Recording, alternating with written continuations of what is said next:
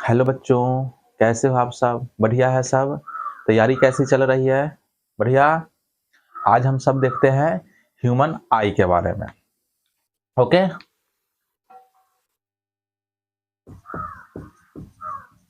Human आई हमें सबसे पहले समझना है ह्यूमन आई। हम सब यह जो है ह्यूमन आई, यह काम कैसे करता है?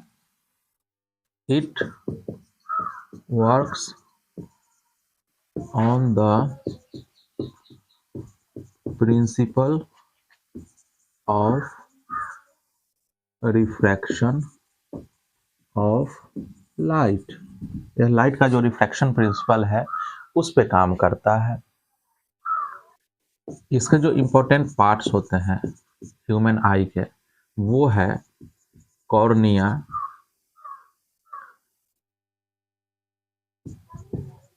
Iris, pupil, ciliary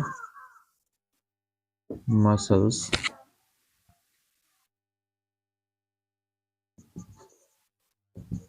eye lens,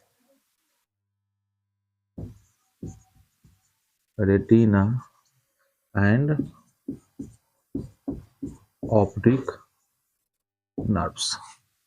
ये सारे आई के ह्यूमन आई के इम्पोर्टेंट पार्ट्स हैं। अब हम इसको एक एक करके समझते हैं, देखते हैं आँख कैसे काम करता है, ये सारी चीजें।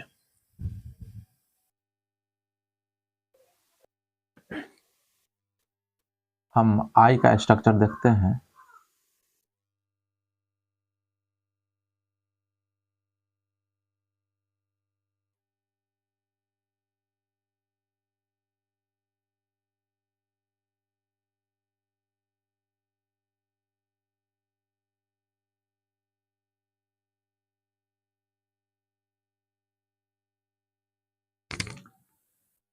ये जो पोर्शन है इसको हम कहते हैं कॉर्निया।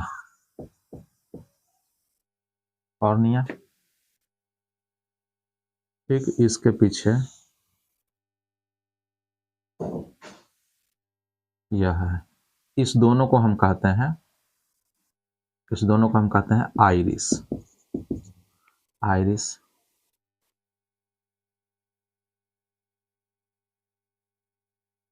ये और ये।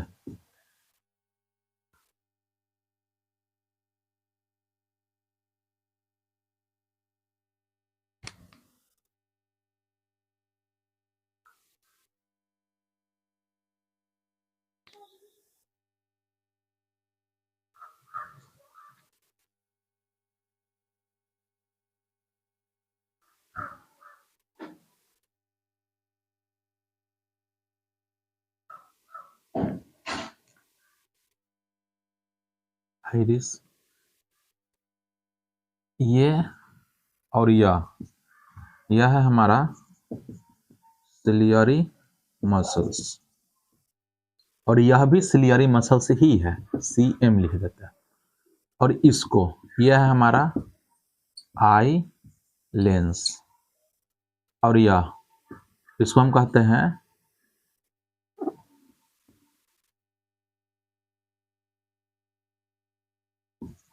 Suspensory ligaments. Suspensory ligaments. और ये जो हिस्सा है हमारा, ये वाला, इसको हम कहते हैं रेटिना। यह ऑप्टिक नर्व्स है। ये ऑप्टिक नर्व्स है। ये आइलेंस है। आइलेंस और कॉर्निया, इस दोनों के बीच में एक तरह का फ्लूइड भरा होता है। एक तरह का यह हमारा फ्लूइड भरा होता है। इसको हम कहते हैं एक्वस ह्यूमर। Aqueous humour. और आइलेंस और रेटिना के बीच में भी एक तरह का फ्लूइड भरा होता है।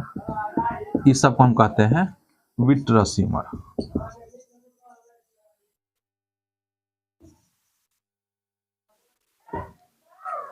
Aqueous humour and vitreous humour. Optic nerves, ये जो पॉइंट है इसको हम कहते हैं ब्लाइंड स्पॉट। यहाँ पे कोई इमेज नहीं बनता। यह हमारा नॉर्मल आई का स्ट्रक्चर हो गया, ये आइरिस है। यहाँ पे ये जो हिस्सा है हमारा, ये वाला जो हिस्सा है जो खाली है, जो कुछ नहीं है, ये जो हिस्सा है हम इसी को हम कहते हैं पुपिल।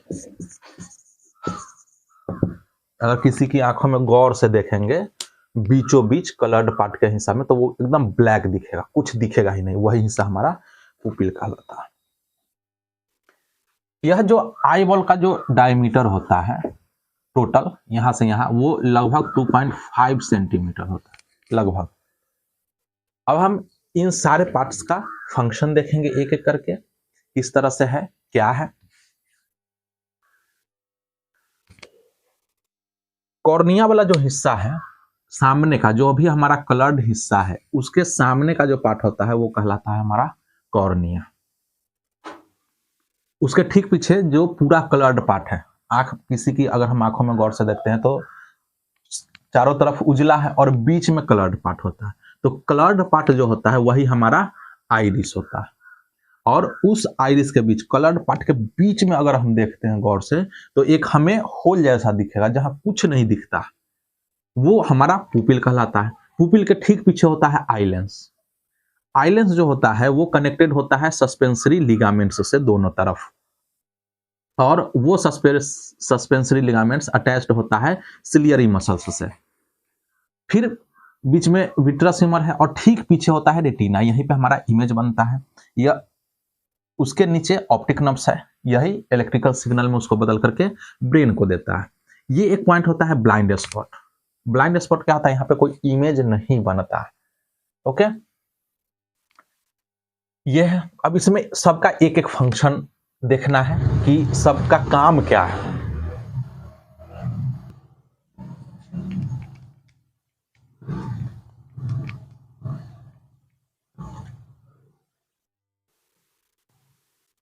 हमारा सबसे पहले है कॉर्निया। कॉर्निया का काम क्या है, it refracts most of the light entering our eyes. कहीं से भी लाइट आ रहा है तो उसको रिफ्रैक्ट करना, हमने पढ़ा आंख जो काम करता है वो रिफ्रैक्शन के प्रिंसिपल पे काम करता है। अंतर यही कि पहले जो हमने रिफ्रैक्शन पढ़ा वहां पे आर्टिफिशियल मीडियम होता था, कोई भी जैसे ग्लास स्लैब है, प्रिज्म है, यहाँ पे ये नेचुरल है। तो जो भी लाइट रेज आती है उसको बेंड करना काम है कॉर्निया का। लाइट रेज बेंड हो करके आएगी अंदर लेंस पे। अब लेंस पे आएगी लेकिन उसका इंटेंसिटी क्या होगा, तो कॉर्निया का काम है कि जो भी लाइट रेज आती है उसको वो बेंड करेगी हमारे आंख में अंदर, ताकि लाइट रेज अंदर जाए। अब कभी कभी हम देखते हैं कि अगर रूम में है दिन में, या जब जब दिन का समय है, दोपहर का समय है, हम रूम में है, और जब हम बाहर निकलते हैं और धूप जब निकली हुई रहती है तो आंख पे ज्यादा जोर लगता है कि आंख बंद कर ले, कुछ दिखता ही नहीं थोड़ी देर के लिए। या फिर जब हम बाहर रहते हैं, धूप में रहते हैं और रूम में आते हैं तो थोड़ी समय के लिए हमको कुछ दिखता ही नहीं है। ये क्यों होता है, या इसलिए होता है क्योंकि ये जो रेटिना है, इमेज तो यहीं बनना है, तो इसका भी तो कुछ रेंज होता है कि इतना लाइट रेज आएगा तो उसको ये बढ़िया से कैप्चर करेगा, कम आएगा तो नहीं देख पाएगा।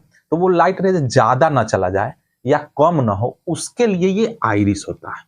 आइरिस क्या करता है, कंट्रोल करता है हमारा कि कितना लाइट रेज अंदर जाएगा। Second, iris, it controls the amount of light that has to enter into the eye। ठीक है, आंख में कितना लाइट जाना है उसको यह हमारा आइरिस कंट्रोल करता है। यह कंट्रोल कैसे करता है, तो यह आइरिस जो है यह कनेक्टेड होता है सिलियरी मसल्स से। जब लाइट रेज बहुत ज्यादा आता है अगर बहुत ज्यादा आ रहा है तो यह क्या करता है, यह फुल्ली रिलैक्स कर जाता है, जिसके कारण यह जो आइरिस है यह बड़ा हो जाता है। और बड़ा होगा तो ये जो पुपिल का साइज है छोटा सा, यह और थोड़ा छोटा हो जाएगा, जिसके कारण हमारे आंख में लाइट कम जाएगा। और ठीक इसी का उल्टा है, अगर हम जैसा शाम हो जाती है, सूर्यास्त हो गई है या सूर्यास्त के आसपास का समय है या मॉर्निंग का समय है, लाइट रेज उतना नहीं आ रही है, तो फिर यह कॉन्ट्रैक्ट होता है, सिलियरी मसल कॉन्ट्रैक्ट होगा, अपनी तरफ खींचेगा खींचेगा, तो यह जो दोनों है आइरिस का हिस्सा ये ऊपर की तरफ जाएगा, जिसके कारण यह पुपिल का साइज बड़ा हो जाएगा। पुपिल क्या होता है? Pupil is the passage through which light rays इंटर्स।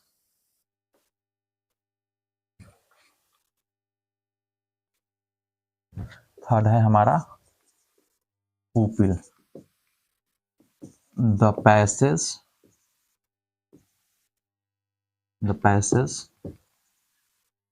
Through which light enters our eyes. यहां से लाइट बेंड हो गया कॉर्निया से, आइरिस इसको कंट्रोल किया, कितना लाइट आएगा जाएगा, और जिस पैसेज से होकर के जाती है उसी को पुपिल कहते हैं। इसलिए अगर हम किसी की आंखों में गौर से देखें, जो डार्क पार्ट होता है उसके बीचों बीच देखें, तो हमें एक पैसेज की तरह दिखेगा, और बिल्कुल वो ब्लैक दिखता है। वो इसलिए दिखता है क्योंकि वहां से तो लाइट अंदर चली जाती है। ये सारे जो हिस्से हैं यहाँ से लाइट रिफ्लेक्ट भी कर जाती है, तो इसलिए हमें वो चीज कलरफुल दिखता है, अलग कलर का दिखता है, लेकिन यहां से तो अंदर चला गया तो वो हमें दिखता नहीं है, पतला पैसेज दिखता है। अब है हमारा आई लेंस। अब आई लेंस का काम क्या है? आई लेंस का काम समझे उससे पहले, हाँ, आई लेंस जो है, और आई लेंस यह क्या करती है? हमने रिफ्लेक्शन में पढ़ा है कि ये आई लेंस है, इसका तो फोकल लेंथ होगा कुछ ना कुछ, यहां रेटिना है। अब हमने पीछे पढ़ा है कि जो कन्वेक्स लेंस है उसमें 6 पोजीशन पे हम इमेज रखते हैं, इमेज बनता है। कहीं पे भी रखे तो फोकल लेंथ तो अलग अलग चाहिए ना, अलग अलग इमेज बनता है। लेकिन यहाँ पे क्या है कि यह लेंस है और यह हमारा हो गया पर्दा, यहाँ पे बनेगा, तो इसके बीच का डिस्टेंस हमेशा फिक्स है। मतलब V जो है हमारा, V हमेशा फिक्स है, इमेज डिस्टेंस फिक्स है। तो अब इमेज हमेशा यहीं पे कब बनेगा? क्योंकि जब ऑब्जेक्ट डिस्टेंस तो अलग अलग ना है, ये अलग अलग है, डिफरेंट है।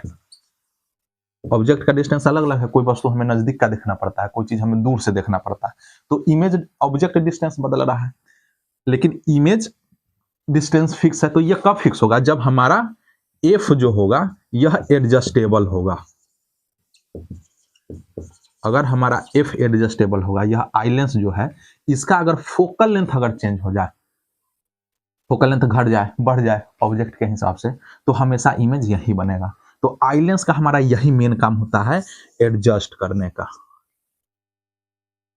आई लेंस का क्या काम होता है? It adjusts itself so that image is always formed on the retina. Eye lens, it adjusts its focal length so that the image always forms on the retina, हमेशा यह retina पे बने। This ability और property is called accommodation. Accommodation, ये जो eye lens का जो अपना फोकल लेंथ, और इसको हम पावर कह सकते हैं, पावर चेंज करने की जो एबिलिटी होती है, जो टेंडेंसी होती है, प्रॉपर्टी होती है, उसी को हम एकोमोडेशन कहते हैं। एकोमोडेशन और accommodation of the I. Okay, अब यह आई लेंस हमेशा एडजस्ट करेगा और हमेशा इमेज कहाँ बनेगा? रेटिना पे बनेगा। रेटिना पे जब इमेज बनेगा तो यहाँ पे बहुत सारे तरह के सेंसरी ऑप्टिक नर्व्स होते हैं। ओके, यह 2 तरह के होते हैं, वो भी देख ही लेते हैं। ये जो ऑप्टिक नर्व्स होते हैं, ऑप्टिक सेंसरी सेल्स हम लिख सकते हैं, यह दो तरह का होता है। ओके, पहला है हमारा रॉड्स, रॉड सेल्स, रॉड शब्द होता है और कॉन्सेप्ट होता है, इसलिए उसको रॉड्स कहते हैं।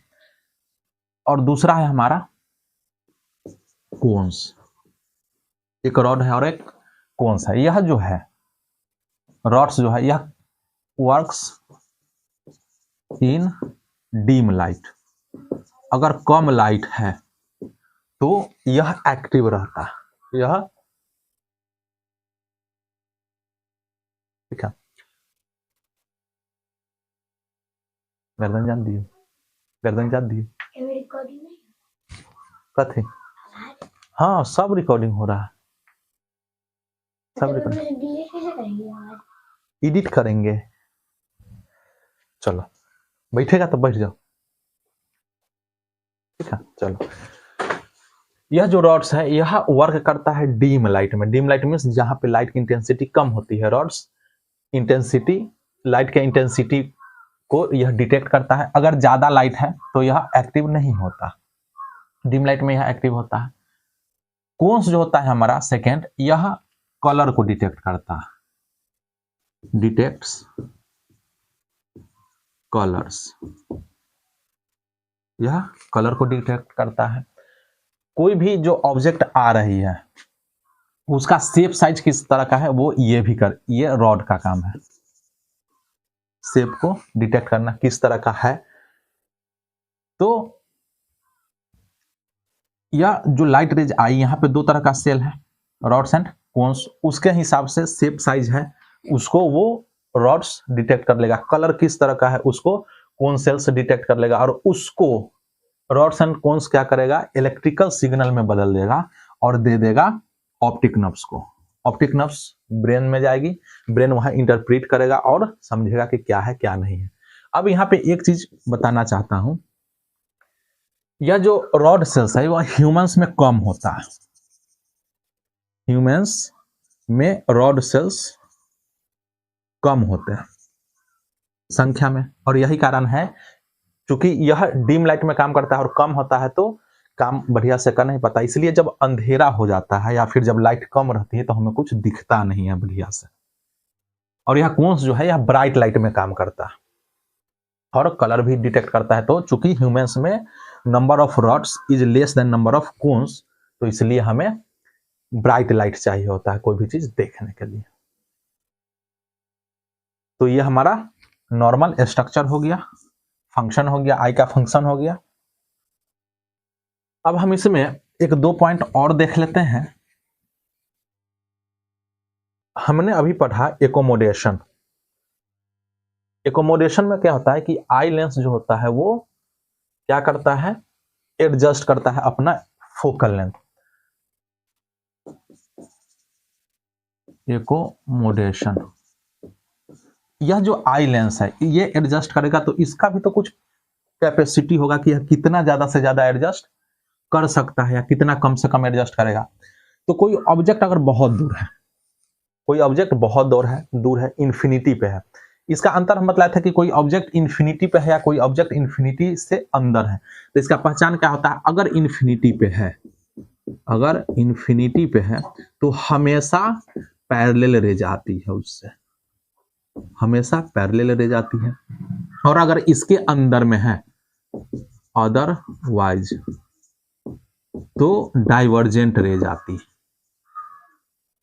डाइवर्जेंट रेज आती है। मतलब कोई अगर ऑब्जेक्ट है, ये अगर नजदीक है तो इस तरह से लाइट रेज आएगी, हर डायरेक्शन में डाइवर्ज करती हुई।